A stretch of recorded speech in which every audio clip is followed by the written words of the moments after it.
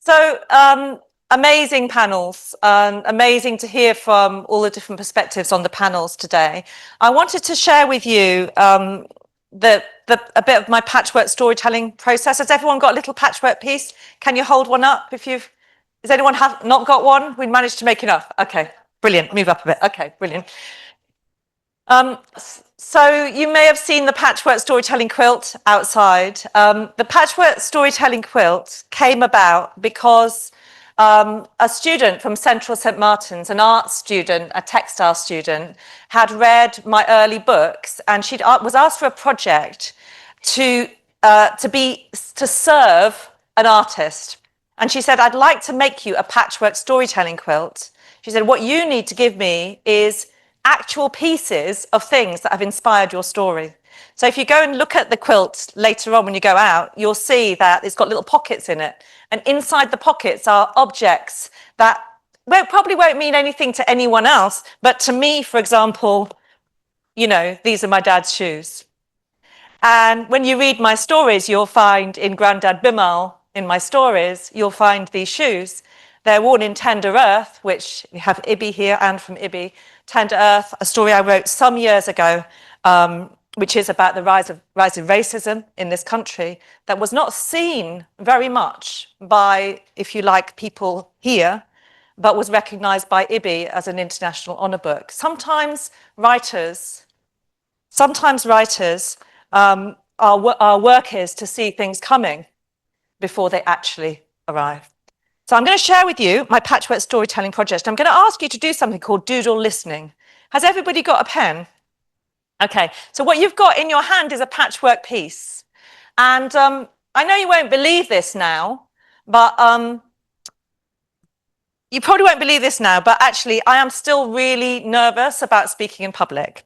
All right, so I will not mind at all if the whole time that I'm talking, you're doodling. Okay, I was a doodler and a daydreamer like Mira in my early stories. Okay, I was more of an artist, a visual artist than a writer. I was late to learn to read at school, but I was writing my journals. And I had so many ideas, and I would be doodling all through any kind of talks in schools, and often I was in trouble for it. So I've got a few objects from my stories that have inspired my stories. Standing in my dad's shoes, being a great storyteller, the shell that I showed you earlier. I know they keep telling me to go that way.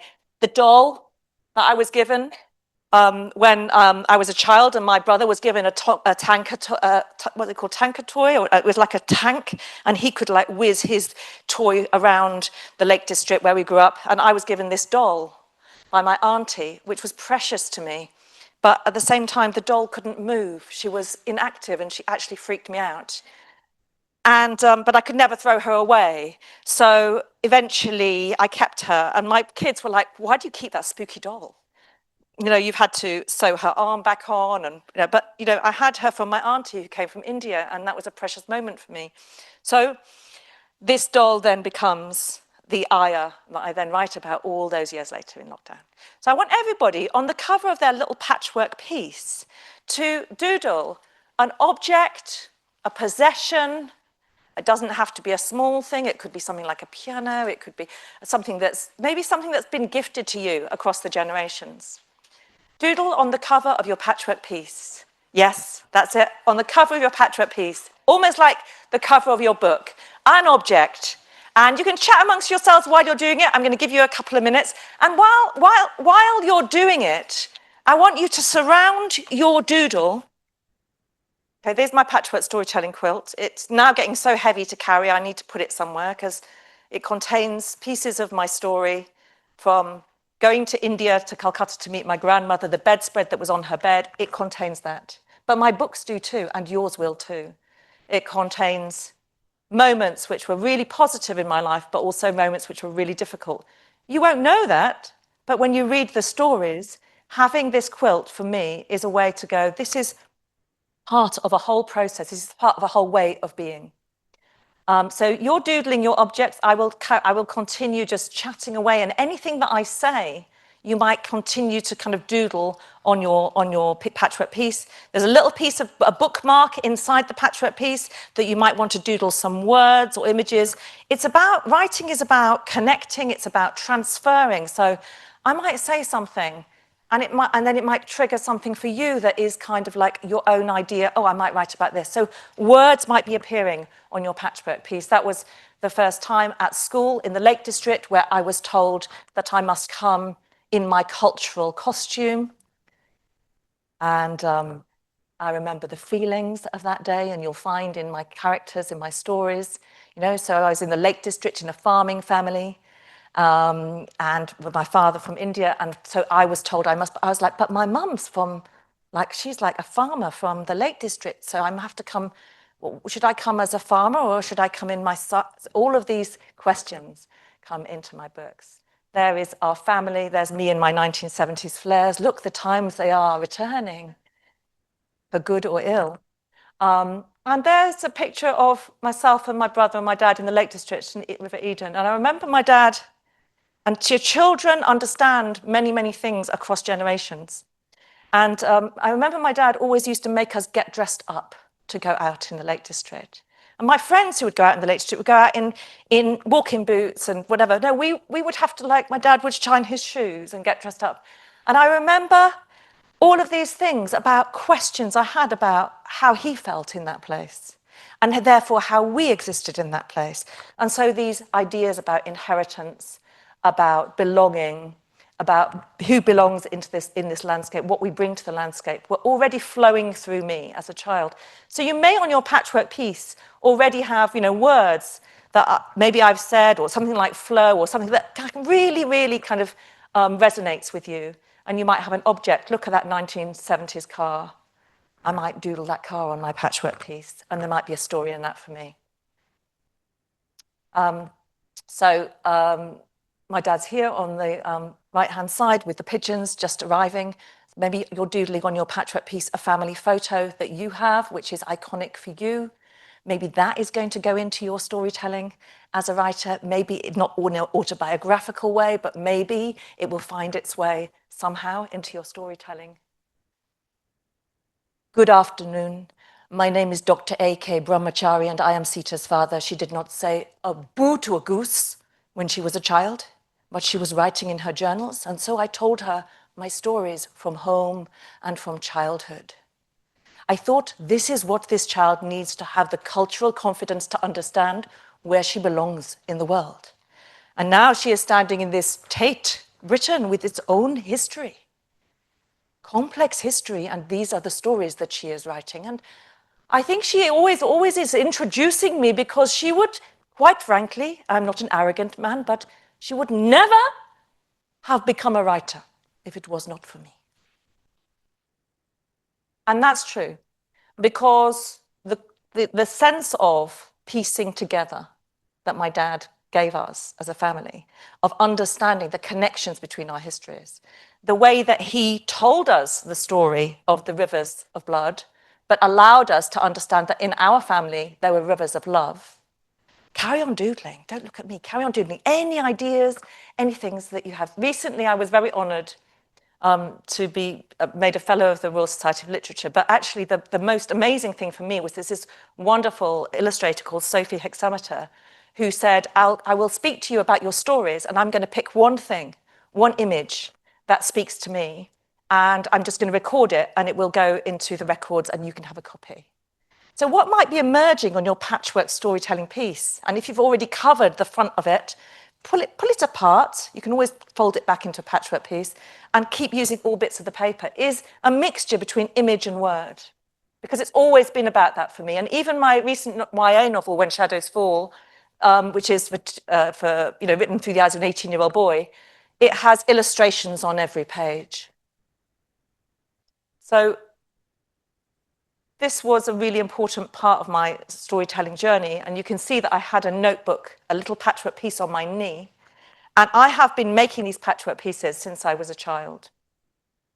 And I do remember this particular day. And so one thing that might go into your patchwork piece is a memory, a really important memory from childhood for you. And you may not want to write about that in a fiction book or whatever, but it might find its way into the stories that you write. Something about the quality of that experience or that engagement between an adult and a child might go into your story. I remember that day feeling utterly alone. sitting by a tree in the Lake District with my notebook, listening to the river sing. And I remember unusually my dad came and sat beside me and we watched the water flow in the river, and he took his shoes off, which was a rare thing because he was that kind of generation that even on a beach he'd be wearing his tie and his shoes. And he took them off and we just sat there together by the river. So as you're doing your patchwork piecing, I want you to think about, if you're writing stories for children, what is I don't often know when I'm writing exactly what's going to happen in the story, but I know that I want to offer a quality to the children that are reading my stories. I know that when they leave the pages of the stories, I want them to feel more empowered than when they entered them. And I want them to, some stories I know are going to be quite sort of feisty, and some stories I know are going to be very, very gentle. And I think about a lot about when the child has read that story, and they're now a teenager, why do they remember that particular story? What is the quality? Maya Angelou, who was the writer that I read when I was young that made me understand what writing could be, she says that people will forget everything that you've talked about, but they'll never forget the feeling that you left them with. That's not an exact quote, and I understand that. And we know that when we meet people, we might not understand exactly what they're saying, but if we feel there's a connection, that's important. So this World Book Day story was illustrated by Poonam Mistry, wonderful illustrator. And that was, I think I mentioned it earlier, that I told my editor I couldn't write that story because I had nothing, and then went to sleep and I had it. Later, I went into my notebooks and I realized that this story I had written as a child. And one of the things I think is really important when I'm doing school visits or trying to sort of get people to understand what writing is and where it comes from, is to say that you are already, as a child, the fabric of your world. Whether you've been to Calcutta to see your family, or whether you live in the Lake District, or whether, whatever your story is, you already have on your palette what kind of storyteller you can be in the world. And all of those pieces are important. So when I read The River Whale and I show them this doodle and this story, children go, "Oh, you were actually a really good writer when you were young." And I said, "Yes, but I never showed my work to any of the teachers." So this storytelling palette that you'll see out there on the quilt is one of my very important objects. It was given to me by my mother-in-law, Rosie, just before she passed away. And she was given it when she was 3 years old. And it contains every single painting that she did in her life. Every time she tried to paint a painting in her life. She wasn't a famous artist, but that's what she did as a job. And it contains the very last painting she did of me with my baby, Esha, who is now in her second year at university. And that she would never know her grandmother. And my inspiration for writing Artichoke Hearts, because my children were much younger than the age of the children in the book, was that they would know something about the quality of their amazing grandmother. So you're patchworking away, which is brilliant, makes me feel slightly less nervous. And this is the first patchwork piece that I made for her, but I had actually been doing this patchworking since I was a child. Here are two of the objects that, if you know in the book, the Holy Stone and the artichoke charm.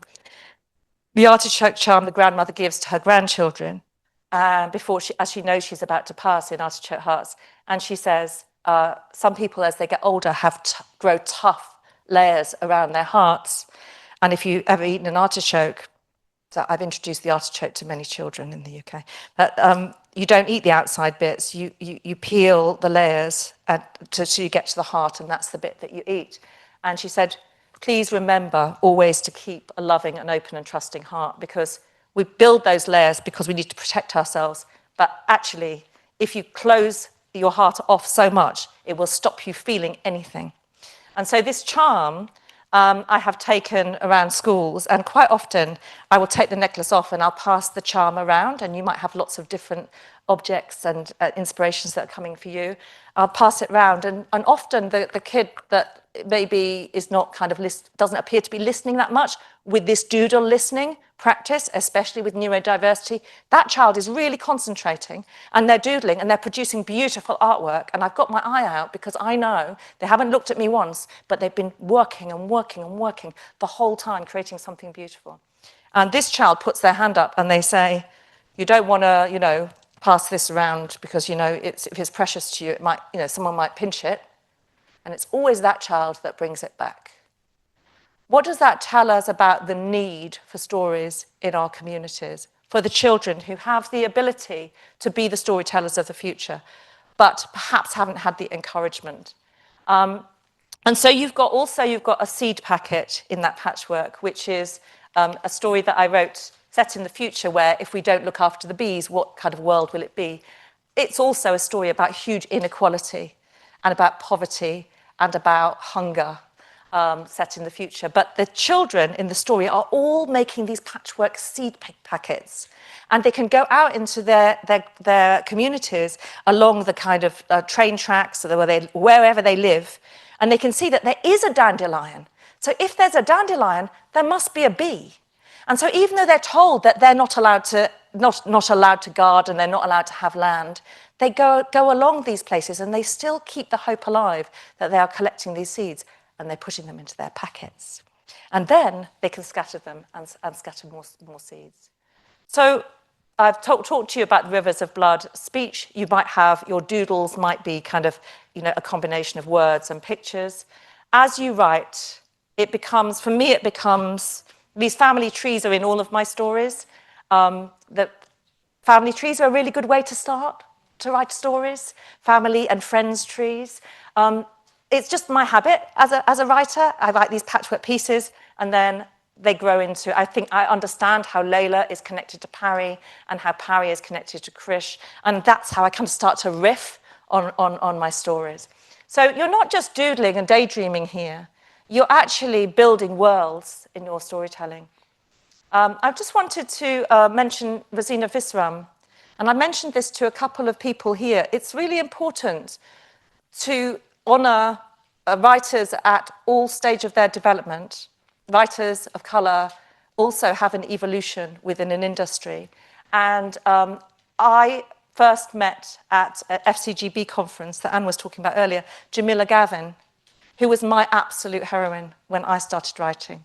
And I have a photograph of Jamila, so she was my inspiration. But also I read this wonderful book, 400 Years of South Asians in Britain, by Rosina Visram, and I met her at the British Library after I'd written When Secrets Set Sail. And she was a pre-digital age. All the research she did, she found those hidden histories, not online, from the archives. And so there are always people that have gone before. And, if in terms of legacy, I mentioned earlier Mina in the children's bookshop, Sanchita's here. I went to the children's bookshop with When Secrets Set Sail, and she just happened to be wearing this beautiful pale blue sari. And the sari has been a theme in all of my stories since I went to Calcutta for the first time, and my grandmother went into the sari cupboard, and she said that we should each pick a sari from the sari cupboard. And in Bengali, she was telling the story of each of the saris as a part of her life. So I understood from her about the constant unraveling of the wish to express yourself that storytelling is. And it isn't just in one book, it's the patchwork storytelling quilt of all of the stories and everything you do. Sophia had to go, so she hasn't seen this picture, but this was this wonderful, so this is the house in Hackney in When Secrets Set Sail. And Hackney Libraries had an exhibition about the Ayers and their history in Hackney. And so Sophia had also written a book about the Ayers at the same time. So we came together in community. There is space for all of us and many, many more, because we bring different voices, we bring different perspectives. So we came, it was such a happy day. So the local children came and sat on the Ayers steps. You can see they've got the doll here. And you can't see it, but in the window next to it's a housing association house now, and a little boy was peering out. And he was like, "What are you doing on our steps?" And I was like, "Well, this is where the Ayers used to..." And so we gave him the book. And it's important that we know the bricks and mortar of our country and the history that we have. So I know that I've got to stop talking soon. So I also am quite intrigued, because there's lots of heads down and doodling here.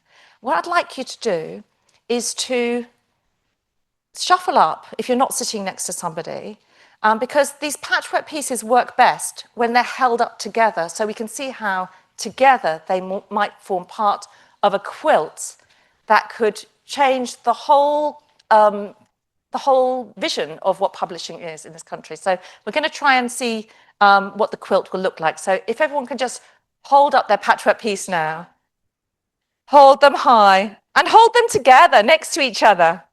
Wow, look at that. Look at that. So in every patchwork piece, there is a new story. And I hope that I've done this since I was a child, and then I put them into the notebooks, and then eventually they turn into books. I just want to end by showing you this giant game of consequences that I've been involved in Devon with global majority minoritized people from refugee and migrant backgrounds. This giant, this is a tiny giant, but this giant is the size of Wembley Stadium. It has been unravelled on the landscapes of Dorset, next to the Cerne Abbas giant that some of you might know because he announces himself. But this is a giant which is made from all the people of this country, and it's all the people that belong in this landscape. And when it was unravelled in Yeovil and at Corfe Castle, it became a different kind of flag. It became a flag of what people bring when they come to this country from the histories of empire, from the history of colonialism, from the history of slavery. We're at the Tate at this moment. And everybody has, the children we worked with and the adults that we worked with from global majority backgrounds and from children, non-verbal children and non-verbal adults, made their mark on the landscape. These footsteps are from unaccompanied refugee children in this country. So your work is vital. Your patchworking is not just a little creative exercise, it is vital. If you have these stories inside you to tell, you must tell them now, and you must find a way to tell them now. They might be fun stories, they might be stories about dragons, they might be stories with representation. Doesn't matter. If you are bringing some of the fabric of who you are, your family's ancestral experiences to storytelling, this is the time to do it. And this is the progress that we can make. So thank you very much. Thank you for patchworking with me.